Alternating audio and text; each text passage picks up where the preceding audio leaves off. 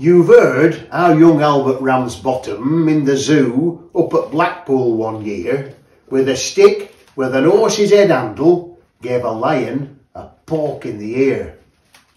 The name of that lion was Wallace. The poke in the ear made him wild, and before you could say, "Bob's your uncle," he'd up and he'd swallowed the child. He was sorry the minute he'd done it. With young children, he'd always been chums.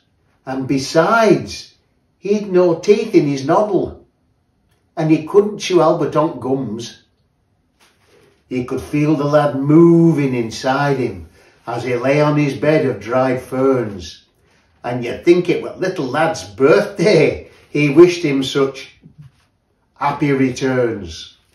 But Albert kept kicking and fighting till Wallace arose feeling bad and felt it were time that he started to stage a comeback for the lad. So with his head down in a corner, on his front paws he started to walk, and he coughed and he sneezed and he gargled till Albert shot out like a cork. Old Wallace felt better directly, and his figure once more became lean. The only difference with Albert was his hands and his face were quite clean. Meanwhile, Mr. and Mrs. Ramsbottom had gone home to their tea, feeling blue. Ma said, "I feel down in the mouth like." Pa said, "Hi, I bet Albert does too." Then Ma said, "It just goes for to show you that the future is never revealed. If I thought we was going to lose him, I'd have not had his boots soled and healed."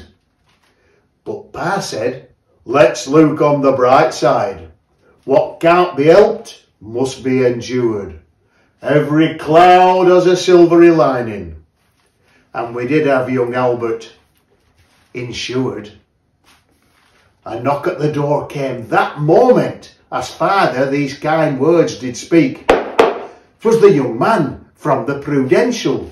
He called for their twopence per person per week. When Pa saw who had been knocking, he laughed, and he kept laughing so the young man said, "And what's there to laugh at?" Pa said, "You'll laugh at all when you know." "Oh, excuse him for laughing," said Mother, "but really things happen so strange. Our Albert's been ate by a lion. You've got to pay us for a change." The young man from the Prudential said, "Now come, let's understand this. You don't mean to say that you've lost him?" "Oh no," said Ma. "No, we know where he is." When the young man had heard all the details, a bag from his pocket he drew, and he paid them with interest and bonus the sum of £9 4 and 2. Pa had scarce got his hands on the money when a face at the window they see. Ma said, "Hey, look, it's young Albert." Pa said, "Oh aye, it would be." Young Albert came in all excited and started his story to give, and Pa said, "I'll never trust lions again, not as long as I live." The young man from the Prudential to pick up the money began, but Pa said, "Hey, just a moment. Don't be in a hurry, young man." Then giving young Albert a shilling, he said, "Pop off back to the zoo. Here's your stick with horse's head handle.